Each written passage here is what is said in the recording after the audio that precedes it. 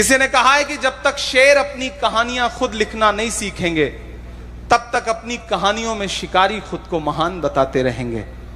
तो पढ़ना तो पड़ेगा, बिना पढ़े कोई चारा नहीं है।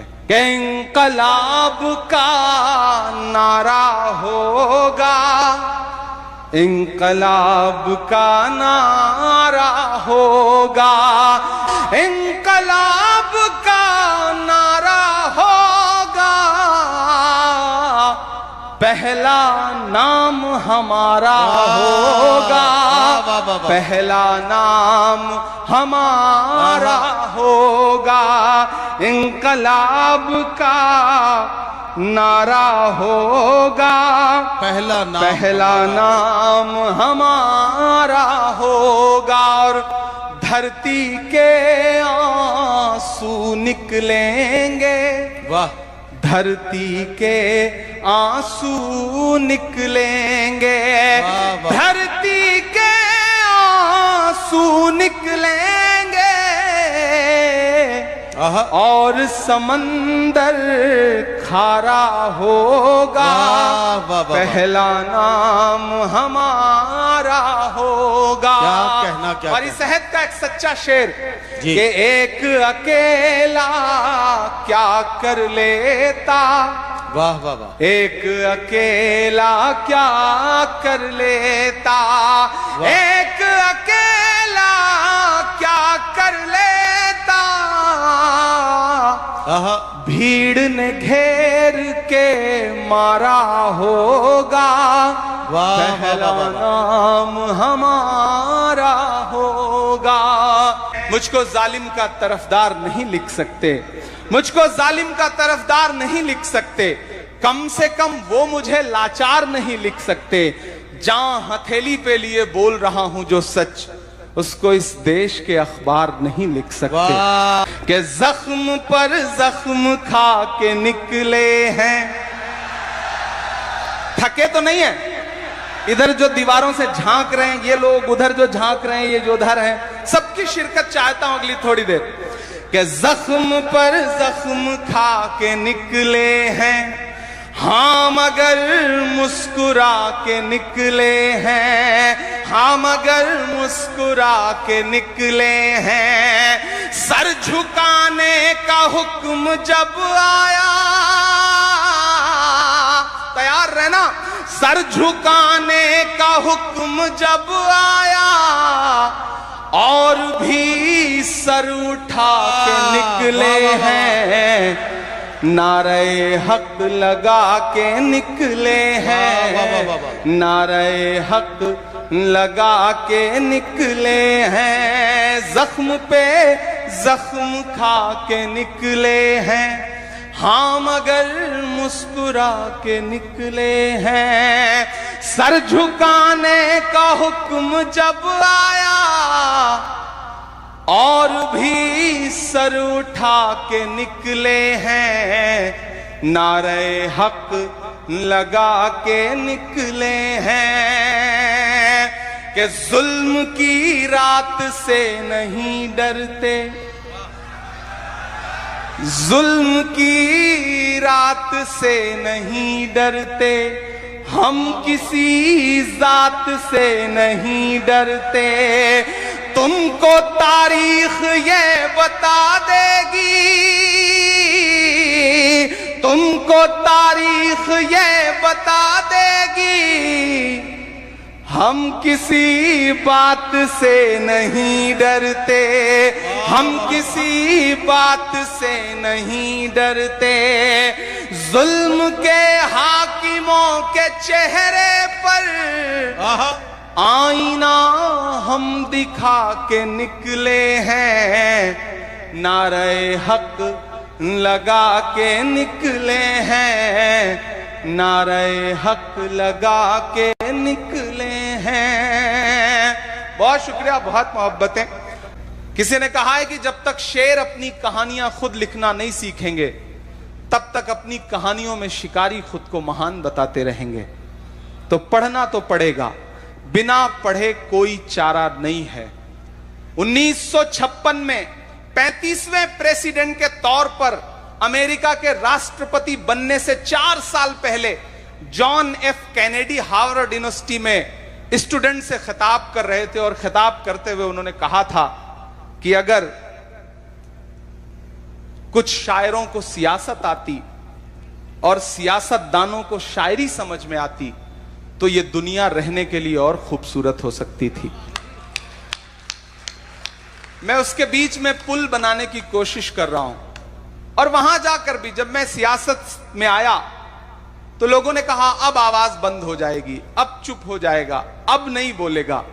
लेकिन वसीम मलिक ने कहा है कि मैं इसलिए जिंदा हूं कि मैं बोल रहा हूं, दुनिया किसी गूंगे की कहानी नहीं लिखती। वाह वाह वाह।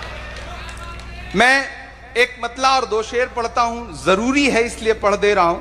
आज इस मुशायरे में कोई सियासी टिप्पणी नहीं करूंगा क्योंकि सिर्फ शायर बन के खड़ा हूं, लेकिन मुझे लगता है कि ये एक मतला और 2 शेर पढ़ देना चाहिए मुझे।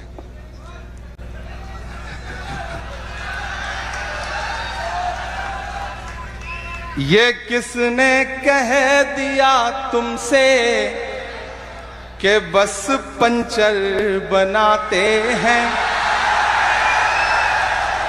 कोई नाम नहीं, कोई इशारा नहीं, आप बहुत समझदार हैं, पढ़े लिखे लोग यहां बैठे हैं। कि ये किसने कह दिया तुमसे कि बस पंक्चर बनाते हैं। तैयार रहना अगले मिसरे पे। अपनी आंखों में कर्नल सोफिया कुरैशी को रखना, अपनी आंखों में ब्रिगेडियर उस्मान को रखना, बीर अब्दुल हमीद को रखना, अपनी आंखों में पहलगाम के अटैक के बाद पहली शहादत देने वाले झंटू अली शेख को रखना। ये तमाम चेहरे अपनी आंखों में रखना और इमरान के इन मिसरों को पूरे हिंदुस्तान में पहुंचाना कि ये किसने कह दिया तुमसे कि बस पंक्चर बनाते हैं। ये दिया तुमसे कि बस पंक्चर बनाते हैं। वतन पे हंस के जो कट जाएं ऐसे सर बनाते हैं। वतन पे हंस के जो कट जाएं ऐसे सर बनाते हैं। वतन पे हंस के जो कट जाएं ऐसे सर बनाते हैं। फिर से पढ़ना। ये किसने कह दिया तुमसे कि बस पंक्चर बनाते हैं। वतन पे हंस के जो कट जाएं ऐसे सर बनाते हैं। और बाबा ताजुद्दीन ट्रस्ट है, कहीं लोगों के आशियाने बना रहा है, कहीं बच्चों को पढ़ा रहा है। मैं ये मिसरे पढ़ रहा हूं कि उन्हें बुलडोजरों के बाजुओं पर नाज है लेकिन पीछे तक एक एक हाथ उठना चाहिए। उन्हें बुलडोजरों के बाजुओं पे नाज है लेकिन हमारा फर्ज है हम बेघरों के घर बनाते हैं। हमारा फर्ज है हम बेघरों के घर बनाते हैं। हमारा फर्ज है हम बेघरों के घर बनाते हैं। और आखिरी शेर इस गजल का पढ़ता हूं, फिर एक नज्म आपको सुनाऊंगा कि अजब है कैनवस उनका, अजब उनकी कलाकारी। अजब है कैनवस उनका, अजब उनकी कलाकारी। अजब है कैनवस उनका, अजब उनकी कलाकारी। अजब है कैनवस उनका, अजब उनकी कलाकारी। वो जो मंजर बनाते हैं लहू में तर बनाते हैं। वो जो मंजर बनाते हैं लहू में तर बनाते हैं। मैं जिस सरजमीन पे खड़ा हूं ये वो सरजमीन है जिस सरजमीन पर इस सदी के एक बहुत बड़े विद्वान ने बहुत वक्त गुजारा। और जब इस मिट्टी का ताप, इस मिट्टी की ऊर्जा, इस मिट्टी की ताकत उनके अंदर आई, तो फिर भारत को वो संविधान मिला जो आज पूरे भारत को चलाता है। मैं सैल्यूट करता हूं डॉक्टर बाबा साहब भीमराव अंबेडकर को, जिनका रिश्ता इस मिट्टी से था, नागपुर से था, और उसने जो संविधान दिया, उस ताकत ने, बाबा साहब ने जो संविधान दिया, आज वो संविधान हमें ताकत देता है कि हम सब बोलें, हम सब बात करें।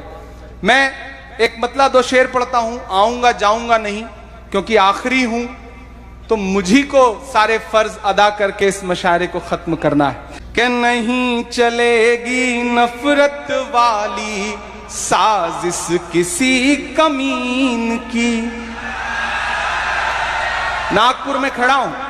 नहीं चलेगी नफरत वाली साजिश किसी कमीन की, इस मिट्टी में फसल उगेगी चाहत और यकीन की। इस मिट्टी में फसल उगेगी चाहत और यकीन की। और अगले जो दो मिसरे आ रहे हैं ना, अब तक शायरी सुनी आपने, मुशायरा सुना आपने, लेकिन मैं चाहता हूं कि जो इस मुशायरे का मकसद है वो पूरी दुनिया में जाना चाहिए इन मिसरों के हवाले से। कि नहीं चलेगी नफरत वाली साजिश किसी कमीन की, इस मिट्टी में फसल उगेगी चाहत और यकीन की। वीर शिवाजी बाबा साहब अंबेडकर की धरती है। तैयार रहना अगले मिसरे पे।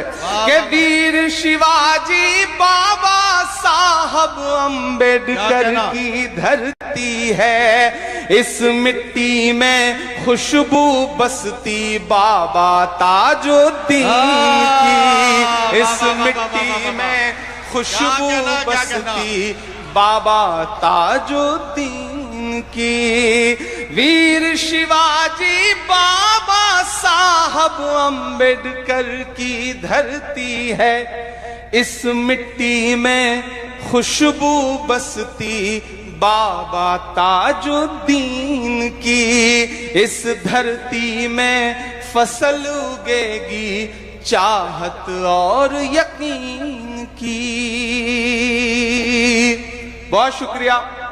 ये वो फर्ज था जिसे पूरा कर रहा था। अब थोड़ी देर अपने तेवर तक आने की कोशिश करता हूं। एक चीज के लिए तो इस ट्रस्ट को मुबारकबाद देता हूं। यकीनन नदीम भाई ने भी ये बात कही, सुबह के तकरीबन 3 बजने वाले हैं, और जिस जोश और जज्बे के साथ आप मौजूद हैं इस मुशायरे में, ऐसा बहुत कम होता है किसी मुशायरे में। तो आपकी जिंदा दिली को सलाम। मैं जानता हूं यहां सिर्फ नागपुर नहीं है, यहां सिर्फ विदर्भा नहीं है, यहां सिर्फ मध्य प्रदेश के आसपास के इलाकों के लोग नहीं हैं, बल्कि हिंदुस्तान के हर शहर से कोई ना कोई सरजमीन पे आज मौजूद है। मैं आपकी मौजूदगी को सलाम करता हूं।